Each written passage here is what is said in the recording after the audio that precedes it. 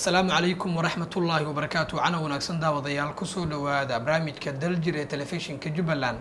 مقعي وعول عبد الله لبقيت قضبضا برامج كان كسو قادن دونا هدو إيبوين وقرادو حكم النقون دونا xaaladda guud ee amniga Jubbaland iyo waxa ay ka qabteen ciidamada Jubbaland ayaa barnaamijka diiradda ku saari doonaa sidoo kale waxaan barnaamijka eegi doonaa howlgallada ka dhanka ururka al-shabaab ay dawladdu waday sanadihii ugu dambeeyay iyo halka ay marayaan sanad kadib taliye Maxamed Cabdi Sheekh Xujaale magacaabistiisii maxaa u qabsoomay ayaa qayb ka su'aalaha aan hordhigi doono taliye Maxamed Cabdi Sheekh Xujaale oo barnaamijka marti ugu ah toddobaadkan qodobadaasi kuwa kale ayaan kusoo qaadan doonaa barnaamijka daljir ee telefishinka Jubbaland وياي تلي مركب ركوسودو برامج كدلجر تلفزيون كجبلان. بسم الله الرحمن الرحيم. الحمد لله رب العالمين والصلاة والسلام على أشرف المرسلين سيدنا محمد وعلى آله وصحبه وسلم وندوهي دياربان وهينا حيث ورئيسة وياي تلي وجهرين بالكوسودو سودوين كدبنا واحد وربحنا قصي سانق يداو ضياشة كداونا يا حالة الجودة أمنية الدلكة كرهان كجبلان. بسم الله. إلهي بقى محدث كله حالة Jubbaland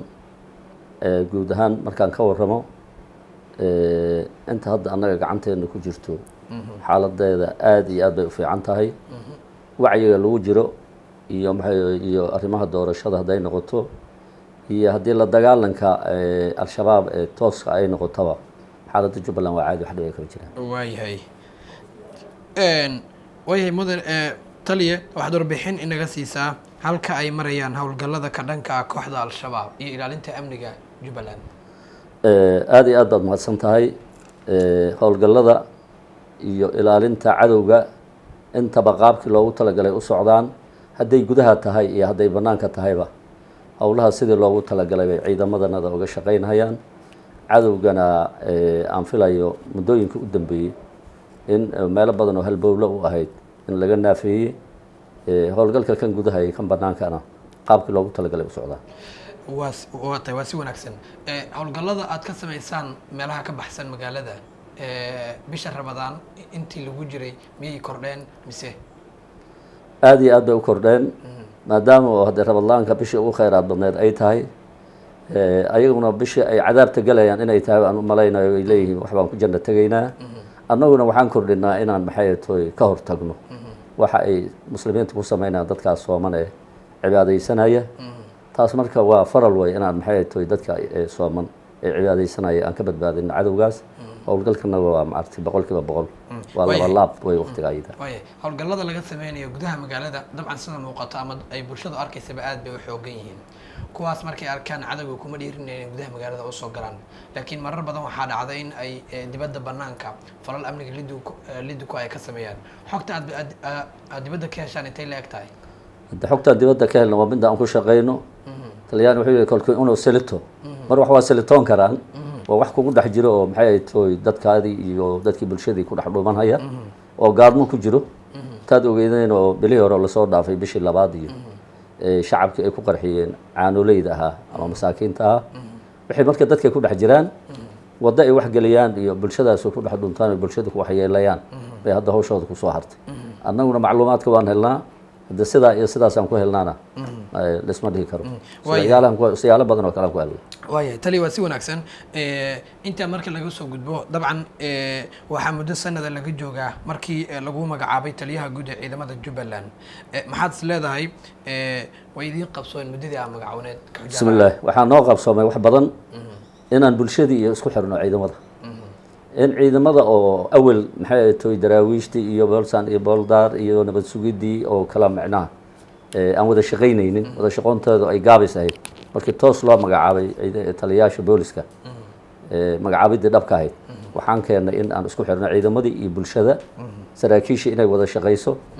in maxay tahay bulshadii kalsooni weyn ay hesho sidaad idinkaba u jeedaan oo hadda adiga aad u sheegtay marka waxaan siyaadinay baan isleenahay waxaan sadar muuqdo su'aal ka dhana yaan ka qabanay hay'adooda wagaag waa sidee xiriirka ciidamada Jubbaland iyo bulshada Jubbaland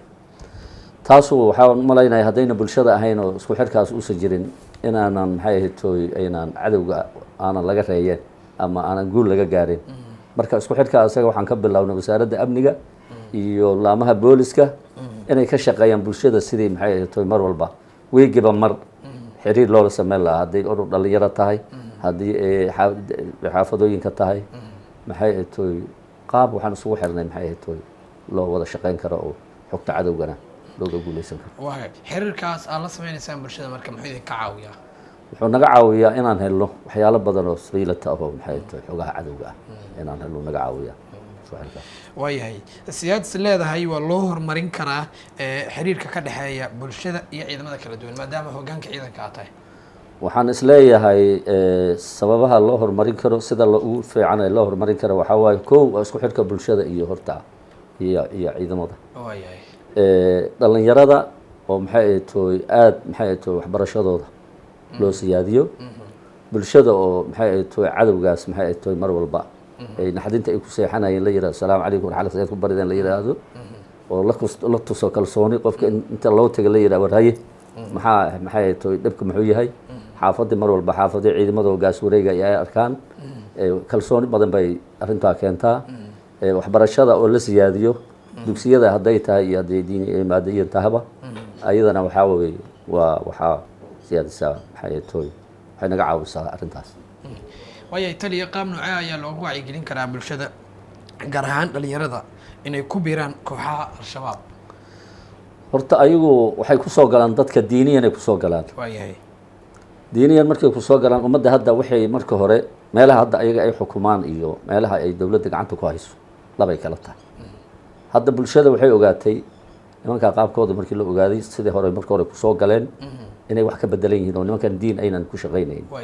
laakiin meelaha ay gacanta ku hayaan inay maxay tooy wax ka sameeyaan waa la arkaa oo askaray iyo wax ay u sameeyaan oo ardaydii aruuriyaan ay dadkii maxay tooy dabka ku shidahayaan. laakiin meelaha hadda dowladda ay gacanta ku haysta meel kastoo ay hataba waxay bulshada ay ogaatay nimankan waxay ku shaqaynayaan diin inayna ahayn. marka wacyigelinta dugsiga ardayda macallimiinta kasoo bilow iskuullada maxay tooy xaafadooyinka meel walba waa laga wacyigeliyaa. marka waxaa la ogaaday hadda waxooda inay maxay tooy waxba ka jirin aynan diinna shaqaba ku lahayn. marka arrintaas waa arrin aada loogu guuleysto wey oo laga baaraan degay maanta waxooda diin ahayn. waayahay taliya sanad kadib ama intii aad joogtay hoggaanka ciidanka ma isku dayda inaad samayso laanta wacyigelinta iyo la dagaalanka fikrada xagjirka ah? laantan baa yaa u magacaaban wasaaradda amniga maxay tooy iyo taliska booliska la shaqeysaa baa u magacaaban oo sheekh daahir baa u magacaaban. marka dugsiyada hadday noqoto ciidamada hadday noqoto bulshada hadday noqoto waa u magacaaban. waayahay xilliyada uu dalku doorashada ku jiro sida hadda oo kale dabcan kooxaha al-shabaab waxay kordhiyaan falalka amniga lidiga ku ah ama ay ku qalqalgelinayaan amniga. maxaad arrintaas ka qabateen ama diyaar garow ah oo aad ka samayseen? horta doorashadii hor bay u badatay oo anagu guul iyo waxay noogu dhamaatay barwaaqo. diyaar garowgeedana mar hor u ahaa. diyaar garowgeena hadda mirahu dhalay maxay tawaata baarlamaankeenii maanta ka soo baxay Jubbaland in yar oo hadda dhiman Israaciil maahane nabad iyo barwaaqo ay maxay tahay lagu soo saaray. marka waxaasna waxay dadaal la sameeyay oo ilaamaha amniga ay sameeyeen baa. waayahay dabcan fikradaha xagjirka ah waxyaabaha lagula dagaalami karo waxaa ka mid ah in dhalinyarada in la abuuro jawi isku xir ah oo ka dhexeeya ciidamada culimmada dhalinyarada iyo haweenka iyo guud ahaan qeybaha kala duwan ee bulshada. maxaad arrintaas ka talis ahaan ka qabtaa adigu? anigu waxaan ka qabaa arrintaas waa arrin aan hor ugu dhaqaaqnay. waayahay 5 xaafadood ee degmada ay ka kooban tahay waxaa ka samaysan maamul baa ka samaysan. maamulkaas iyo taliska iyo maxay ahayd wasaaradda amniga timaankiiba waxaa la wada galaa maxay ahayd shir baa la isugu yimaadaa. halkaasaa wacyigelintii hadday ururka dhalinyarada tahay haddii ay tahay maxay ahayd maamuladii xaafadaha ay tahay wiigaas waxaa la qaataa maxaa soo siyaaday maxaa nusqaamay halkaasaa la iska weydiiyaa. wacyigelintana halkaasay ka timaadaa iyo maxay tahay arrimaha degdega oo haddii xog cadow ay imaato maxay imaato qaabkii looga hortagi lahaa ama bulshada ay ku heli lahayd inay markiiba gaarsiin karaan meesha ay maxay tahay nin walba uu joogo oo ka soo hadlay. waayo taliya taasi marka la isdhihi kara waxay aada u fududeysay in la helo xogihii lidiga ku ahaan lahaa amniga. taa haddii adaaba afkaada ku sheegay waa sidaa. waayahay intaa dabadeed haddii ay bulshadu aragto khatar amniga waxyeeleynaysa ma jiraan meelo gaar ah oo dadka ay dabcan kusoo hagaajiyeen xogtaas? taasaa toos waay haddayna taa jirin maba wada shaqeyn ma jirto meel hebel baana lagu dhehaynin laakiin taa inay jirto waxay fududaynaysaaba waa xaaladda keli oo maxay tahay looga hortegi karo isla markiiba deg deg loo tegi karaa meesha ay wax ka dhaca ay bulshada kula soo xiriiri karto. waayahay taliya xujaale kulamo gaar ah oo aada bulshada la qaadataan ma jiraan si kulan isxoguraysi ah aada uga yeelataan oo gaargaar ah kaas oo bulshada aada wax uga weydiineysaan amniga iyo halka uu marayo? waataan horey kuugu soo sheego wiigiba mar 4 xaafadood ama 5 xaafadood ay isugu yimaadaan iyo wasaaradda amniga iyo taliska booliska taasoo maxaa soo siyaaday maxaa nusqaamay la isku dhahay taas marka hore aan naga jawaabay waa arrin waayahay qaybihii dambe ee barnaamijkana taliya waan soo gaarnay ugu dambeyn fariintaada ugu dambeysay ee darayso. farintayda waxaa weeye soomaaliya meel ay joogtaba horta waxaan leeyahay maanta doorashaa lagu jiraa ilaahay subxaana watacaala ah wax lagu reysto oo isbedel ah ummadda allah u dhaliyo ummadda soomaaliyeed meel walbay joogta ramadaanka falligiis wax khayr qabo bulshada u roon oo dowladnimadeedna ah allah noo soo celiyo. mar labaad waxaan leeyahay reer Jubbaland nin lagu seexdo ha seexan cadowga guntigiinu ku jiraa idinkama dheera waa idan la shaqaynaa waa idan arkaa dagnaan iyo meel aad ka degantihiin oo ninka aad ugu jeceshihiin ama hooye ha noqoto ama aabba ha noqdo ama culimo awdiin ha noqdo ama taliya ha noqdo ama madaxweyne waxay dhaafayaan ma jiraan masaakiintii ma dhaafayaan cid ay dhaafayaan ma jiraan. marka bulshada waxaan ugu baaqayaa reer Jubbaland ee xalaasha ah kuwa xaaraanta ee dadka ku dhex jira kuma jiraan ee magaca Jubbalandna sheeganaya laakiin inta xalaasha ah waxaan leeyahay arrintanada waa guul mar walbana waa guulaysanayna isbedelkana guul buu la imaan doonaa haddii ninkay marada ka dhacdo isaga u taala laakiin reer Jubbaland waxaan leeyahay annagu waxaan ballan qaadnay inaan idin la shaqeyno oon dhiigga idin daadino idinna inaad sidoo kale sidaa hadda aad u shaqaynaysaan iyo ka daran diintiina iyo dalkiina iyo dadkiina aad u difaacdaan bulshada Soomaaliyeed oo dhanna waa leeyahay gaar ahaan reer Jubbaland waxaan leeyahay labada indhood kale ma hurdaan way isku hurdaan baa la yidhi inaana kala seexanayn saasaan leeyahay. ويا دوماتي كاسوحوا تلي محمد عبدي الشيخ وطبعا برامج درجة تلفزيون كجبل لاني قلقب قادنا يوان كوري سنة قدهنا داوة ضيال انت صيام كسو قبقبين يا برامج كدرجة تلفزيون كجبل لان مقعي وعول عبد الله اللي بقيت تلي محمد عبدي الشيخ حجالة يا قلقب قلي انت ندبو كل بدون برامج برامج كسحيقة وحين ذيك قلت يا ساس يا نبت قلي والسلام عليكم ورحمة الله وبركاته.